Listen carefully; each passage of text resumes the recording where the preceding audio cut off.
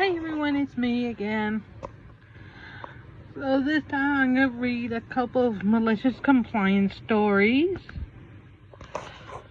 Okay, this one's called Boss Said, Dress for a Job You Want. So I started wearing a CEO costume to my retail job. I work at a mid-tier clothing store and our district manager came through last month giving us the casual corporate pep talk. During the meeting she kept emphasizing how we should dress for a job you want. She kept emphasizing how we should dress for the job you want, not the job you have, and think like leaders. Now our dress code pretty relaxed. Basically just look professional and wear something from our store. Most of us wear jeans and a nice top or sweater from our inventory. I decided to take her advice literally. Starting showing up in full business formal tailored suits, thrifted because retail wages, dressers, ties, you know the works. I even bought a cheap briefcase I carried around the store. At first, customers started assuming I was the manager and would come to me with complaints and returns. I politely redirect them, but it was happening constantly. My actual manager seemed confused but couldn't really say anything since I was following dress code and the DM's advice. The best part was when the DM came back for her monthly visit. She saw me restocking shelves in my full suit and tie, briefcase sitting nearby, and just stared for like 10 seconds. She asked my manager about it. He just said, "She's dressing for a job she wants." Now I have my coworkers that are starting wearing more formal clothes too, and our store apparently has the most professional looking team in the district. The DM hasn't mentioned the dress code since. Oh my god. Ha ha ha ha ha. They can't say anything. Because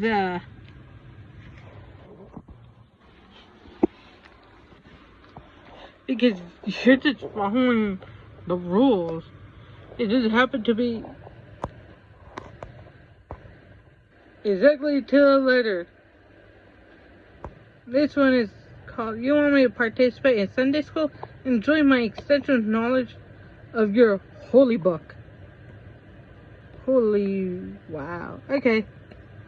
So my relatives and parents are very firmly a part of this cult. It's mostly in the States, but it does have some worldly presence. I can say which one it is because I don't want my parents to find this post. I left the cult about 2 years ago now after they refused to acknowledge that I had several medical problems, and the religion believes that people can become like Jesus and heal their own bodies. Whack, right?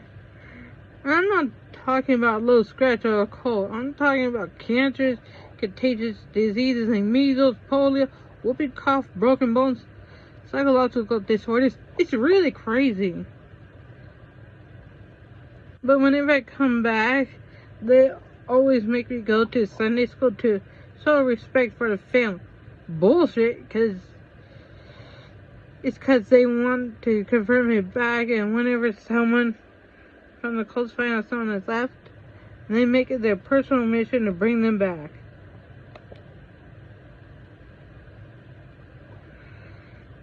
So this past Sunday I didn't have work, and my dad told me I had to go to church with the family. He said I'm still able to go to Sunday school since I'm just in university. We arrived at the church. I'm super dressed up, like very fancy looking. The women when I come in are very pleased. They know I left, and they're like, "Wow, it's so nice to see you back. Hope you come more often now, we missed you."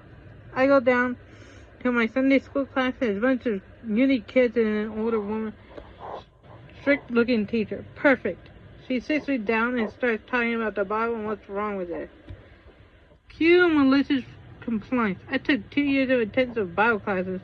I translated from Hebrew and Greek, and I've actually read the whole Bible cover to cover. Some points were made.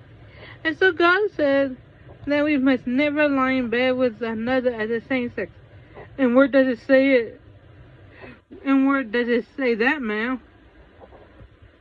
Well, in this verse here, she shows everyone the verse.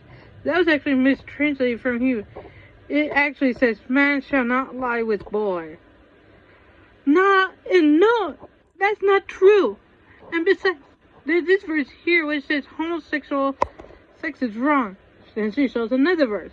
So, by that logic, wouldn't that mean that anyone, male or female, wouldn't that mean that anyone male on male, female on male, or female on female, who is having oral or anal sex would be gay? The whole class went on like this. I refuted claims about the killing of children, the uselessness of prostitutes, immigration, and so on. After church, my dad was pulled aside by a teacher, and when he begged sorry, shook his head, said, "Fine, you don't have to come anymore." Her reply was, "Is she not impressed with my thorough knowledge of the Bible?" Oh my God. So, she was not impressed. Which is okay, I mean, like, it's whatever, but she wanted you to be part of.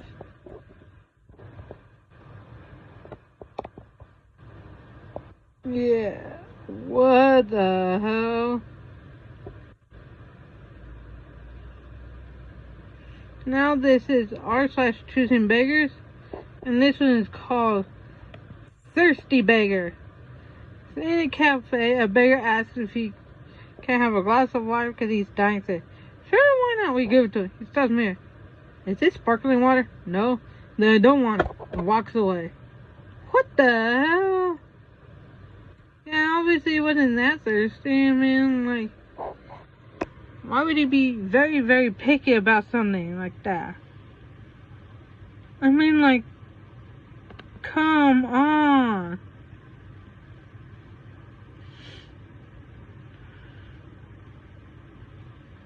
Oh my God. Oh my God. Now I'm gonna go back to malicious compliance. Actually, I'm gonna do... I don't know.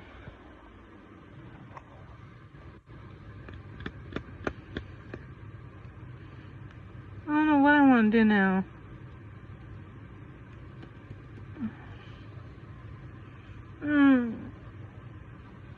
I know I'm going through a lot, but I don't know. I'm autistic, so sometimes I can't choose to stay on one topic. Sorry about that. This is okay. Yeah, I'm gonna go back to malicious compliance.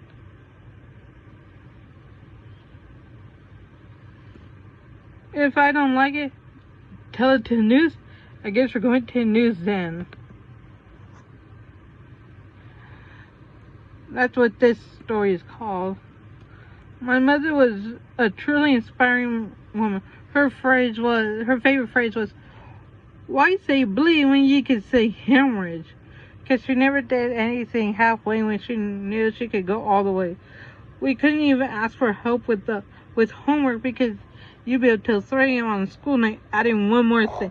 And then you go to school with this magnum opus while everyone around you phoned it in and still got an A.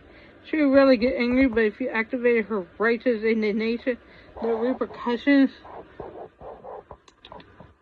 would be legendary. There was one such story of malicious compliance that she always loved to tell, and I just found the receipt, so I wanted to share it with everyone.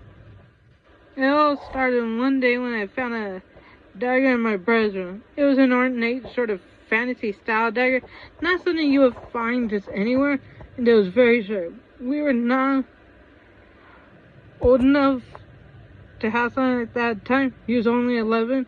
Immediately my mother walked up behind me and caught me red, so I did what any self-respecting little brother would do and threw him under the bus. My brother wasn't at home at the time, so she went through everything and found more of these knives.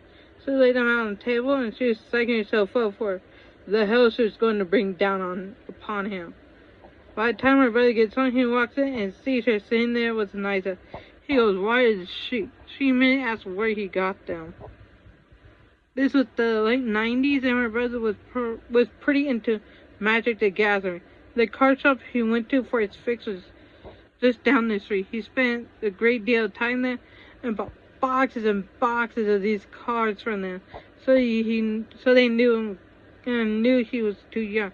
They have sold it to him, knowing full well that he was underage, no question. My mother's jaw dropped, and moments later we were pulling up to the place.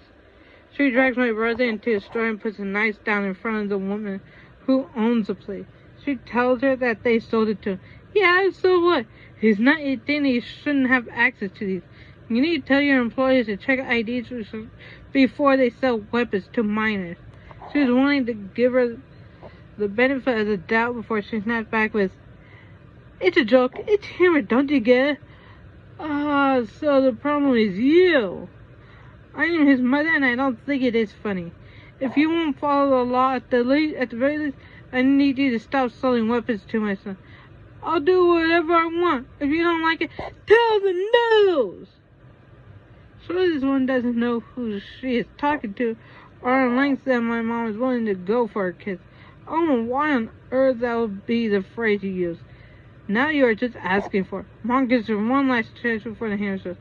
So you are saying that even without my permission, having asked you not to personally and knowing it is illegal, you would still sell a knife to him? Of course, this is a business. Maybe you raise him better if you don't like what he is doing. It was like the air left the room. There were 3 of us boys in elementary, middle school, and high school around the time. She was president of all 3 PTAs for 3 different schools miles apart from each other. She was practically momming as a sport and crushing it by every conceivable standard. This woman had just slayed her to her core, and now there were the consequences of her ignorance. My mom didn't say another word. She gathered a knife and we walked out. Even the woman behind the desk was a little shocked that she was talking. So was I. We all went back to the car and no one said it. And then you could almost visually see resolve set in, and she said, "I guess we are going to the news then." I don't remember her saying another word the rest of the night. The next day I woke up and she had papers all around her that she had downloaded and printed off and highlighted. She was on the phone explaining the story to newspaper, just opening and responding to emails she sent. I don't think she slept. She had been up researching the laws and building her kids. The first reporter she talked to didn't seem to see what she saw in the story and told her they wouldn't pick it up. Every time she was told no, she would ask for references to someone who would do something like this. It took weeks of phone talk. She called the next reporter, then another, leaving messages, and finally she found an investigative reporter who would work with her. They decided that the best course of action was to put a hidden camera on my brother to send him undercover to buy something larger. Believe me, I am well aware of how outlandish that sounds. They made up down the street and gave my brother some money to buy the biggest weapon he could get. I seem to remember it being $120. Wired him up with a microphone and a spy camera they bought at a Radio Shack, and he went in and he bought a legit full sword from the place. They jokingly told him not to kill anyone with it as he was walking out and never asked to see an ID. Afterwards, the reporter interviewed the store owner who stuck with her old fallback of it being funny to sell deadly weapons to kids. Then they interviewed my mom outside the shop, and 2 of them argued on camera. Maybe because they had already caught her on a hidden camera, she felt the need to double down. She had to think people would side with her for some reason. She was irate. My mom just kept feeding her the rope to hang herself with, and the shop owner tied the whole thing into a neatly wrapped bow for the reporter. Just a spectacular failure on her part. It's hard to imagine how it could have gone worse. Sir, it is just a local news report from the 90s. For her mom, it was her hero moment. She knew she was right, and she knew this person had to be stopped, and she did it all the way. Just like everything she ever did. In the report, they said that they went back and the place was already closed. Within a month, it was completely out of business. The reporter won an award for the piece, and a righteous indignation was shaded for the time being. My mom recorded the airing of the report on a VHS tape, and every chance she got, she would parade around to show people a chronic achievement. She would tell the whole story and we watched the tape until it was lost to time and became legend. Through some effort, I found the video and I know she would want everyone to see. So here it is.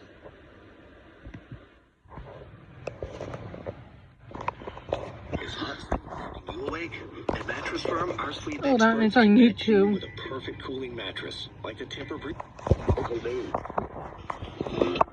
It's a powerful weapon in the children right here in Austin. A store for young people has been selling this sword and other weapons to kids, or at least it was until our I-team showed up. Good evening, everyone. I'm Terry Chappelle.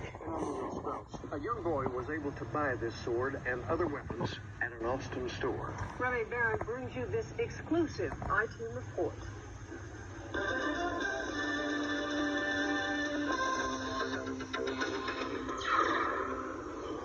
In the fairy tale Peter Pan, Neverland is a place where kids never grow up. But this South Austin comics and video store is selling kids some very grown-up weapons. That's right. Equipped with a KI hidden camera, this 11-year-old boy was able to buy a 2-foot-long sword. No questions asked. Just a friendly warning from the clerk. I went inside to talk to the clerk who sold the sword. The owners had just left the building. But the owners say it's all right to sell it to the children. In Austin, Neverland is a place where killing and death are common themes. The store carries video games depicting sword fighting. But swords are not the only weapons sold at the store. Also priced to sell are crossbows, nunchucks, and kung fu stars. Neverland has a pool table, and kids are encouraged to hang out. The store is right across the street from Crockett High School. When the store owner showed up, I asked her about the weapons inside. It's a kid's store. It's for fun. Owner Alexis Kelly says ultimately parents are responsible, not her. I think they might want to look in or drop them or maybe pick them up. What about this sign on your door that no grown-ups allowed? Do you guys get it? It's humor. Get it? But Melissa Baugh, whose 11-year-old son bought 3 knives at Neverland, isn't laughing. You were one of the ones that sold him a knife. So what? Tony, it's legal in Texas. It is legal. For an 11-year-old. Yes, ma'am. Just like they can go to Montgomery Ward's and buy you a butcher knife. Even some of the kids who hang out at Neverland agree the weapons sold here should be taken off the shelves. Do you think it's right to sell that? No, not with all the games. No, I don't think so. Before our news crew left the store, the owner agreed to get rid of the weapons. There are no longer knives for sale in the store. The owner of Neverland calls these fantasy weapons, but they're real. Let me show you. Oh, wow. Look at that. That's a real sword. The store was closed today, so we weren't able to see if the weapons were still being sold. But the mother of the boy who bought this sword has filed a police report. And is it illegal for them to sell them, Remy? Well, I talked to a police spokesman, and he says any knife over 5.5 inches long is illegal. Kitchen knives are accepted as long as they're kept in the kitchen. Wow, that is sharp. would be an illegal. This is illegal, yeah. Can't carry this around on the street. Can't sell it to a child. Okay. Thank you very much, Ernie. Thank you, Remy. Start your day with Cultural Digest. So yeah. So the lady was being the cashier lady was being very stupid.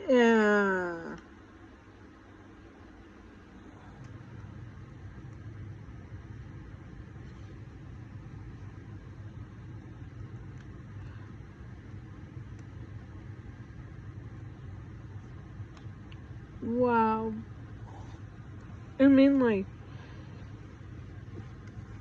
that's what you